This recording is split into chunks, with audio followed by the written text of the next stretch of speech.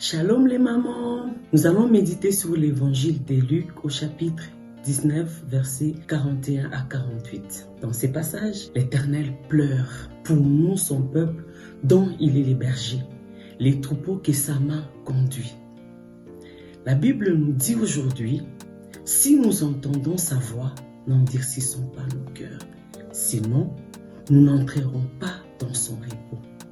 Le Seigneur nous demande de reconnaître les temps de notre visitation, sortir de la distraction et chercher l'œuvre du Saint-Esprit en suivant les traces de Dieu. Jésus pleure pour moi, il pleure pour toi.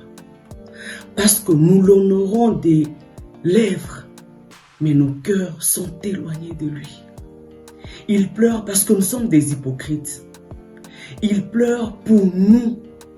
Il pleure pour nos cœurs remplis de cupidité, remplis de mauvaises pensées, remplis de faux témoignages, de l'immoralité sexuelle, des vols, des calomnies et de toutes sortes d'impuretés. Revenons à lui, car Christ est venu éclairer ceux qui sont assis dans les ténèbres et dans l'ombre de la mort, pour les diriger sur le chemin de la paix.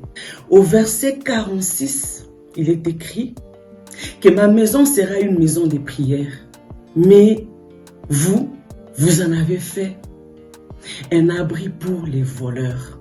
Je nous exhorte sur l'église comme étant un bâtiment ou un lieu dont le rôle est de faciliter les rassemblements d'une communauté ou je dirais les rassemblements des enfants de Dieu. Et la Bible nous dit que la maison de Dieu n'est pas un lieu de vente ni d'achat. La maison de Dieu n'est pas un lieu où on s'est réunis pour parler des opportunités d'affaires, ni un lieu de faire des profits et gagner de l'argent, ni une plateforme pour se disputer. C'est un lieu saint où nous avons un rendez-vous avec notre Sauveur, avec notre Papa, avec notre Dieu. Nous allons les rencontrer pour être enseignés, pour l'adorer, pour les consulter.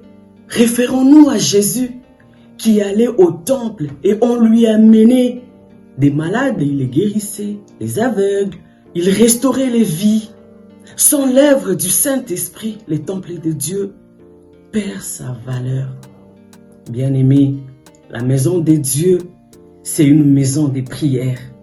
Nous ne pouvons acheter, nous ne pouvons rien acheter. Nous ne pouvons pas acheter la guérison. Nous ne pouvons pas acheter la délivrance. Nous ne pouvons pas acheter la paix. Nous ne pouvons rien acheter. Mais nous pouvons demander en priant et recevoir gratuitement. La prière est le seul secret pour recevoir quelque chose de la part de Dieu. La Bible dit, tout ce que vous demanderez avec foi par la prière, vous le recevrez. Approchons-nous de Dieu avec assurance, car notre Dieu tient par sa main puissante les profondeurs de la terre et il nous aime. Soyons bénis.